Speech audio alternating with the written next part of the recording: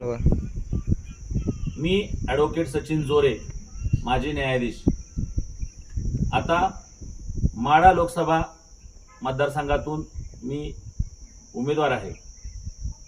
माझी माढा लोकसभा मतदारसंघातील बंधू भगिनींना विनंती आहे की वर्षानुवर्षे आपण प्रस्थापित घराण्यांना साथ देत आलोय।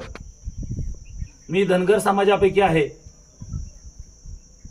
परंतु माझ्यावर अहिल्यादेवींचा संस्कार आहे, डॉक्टर बाबासाहेब आंबेडकरांचा संस्कार आहे। फुले शाहू आंबेडकरांच्या विचाराने जात असताना जाती धर्माच्या पलीकडे जाऊन राजकारण केलं पाहिजे, समाजकारण केलं पाहिजे। सर्व जाती धर्मातल्या लोकांना एकत्र घेऊन या समाजाचा विकास केला पाहिजे, ही माझी विचारधारा आहे। परंतु अलीकडच्या काळामध्ये कोणताही राजकीय पक्ष अथवा या माढा मतदारसंघातील निंबाळकर घराणा असेल, मोहिते पाटील घराणा असेल, हे फक्त लोकांचा ओबीसी धनगर जातीच्या लोकांची मतं यांना चालतात, गर्दी यांना चालते, परंतु या लोकांच्या प्रश्नाकडे यांचं लक्ष नाही। म्हणून माझी या मतदारसंघातील माझ्या तमाम धनगर ओबीसी बांधवांना विनंती आहे की आता आपण कुठंतरी यांना थांबवलं पाहिजे।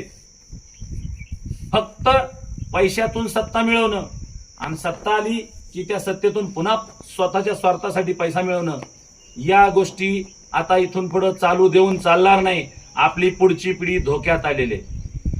मागच्या 70 वर्षापासून आपण पाहतोय, आमच्या आज्यांनी यांना मतदान केलं, आमच्या पंजांनी यांना मतदान केलं, आमच्या वडिलांनी मतदान केलं, आता आमची सुद्धा पिढी बर्बाद करायला चाललेली आहेत। माझी अगदी परखडपणे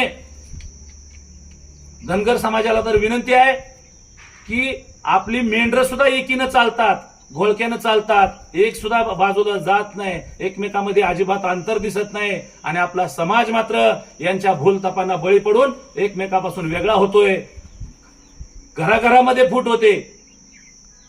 आणि अशा पद्धतीने जर केलं तर आपली पुढची पिढी आपण धोक्यात आणू। त्यामुळं एक धनगर बांधव म्हणून, ओबीसी बांधव म्हणून मी आपल्याला विनंती करतो की यावेळी आपण माझ्या पाठीशी राहा। माझं गॅस सिलेंडर चिन्ह आहे, आपण गॅस सिलेंडर या चिन्हाला मतदान करून मला भरघोस मतांनी निवडून द्या। मी या मतदारसंघातले 70 वर्षापासून जे प्रलंबित राहिलेले प्रश्न आहेत, एमआयडीसीचा प्रश्न असेल, शेतकऱ्यांचे प्रश्न असतील, दुष्काळ हटवणं, पाणी प्रश्न, बेरोजगारीचा प्रश्न, इथला गुन्हेगारी प्रचंड वाढली, भ्रष्टाचार प्रचंड वाढलाय, आणि या सगळ्या गोष्टीला कारणीभूत इथले फक्त प्रस्थापित निंबाळकर घराणं आणि मोहिते पाटील घराणं आहे। हे इथले गुन्हेगारी वाढवण्यासाठी, इथली भ्रष्टाचार वाढवण्यासाठी हे स्वतः कारणीभूत आहे, असा माझा यांच्यावर आरोप आहे।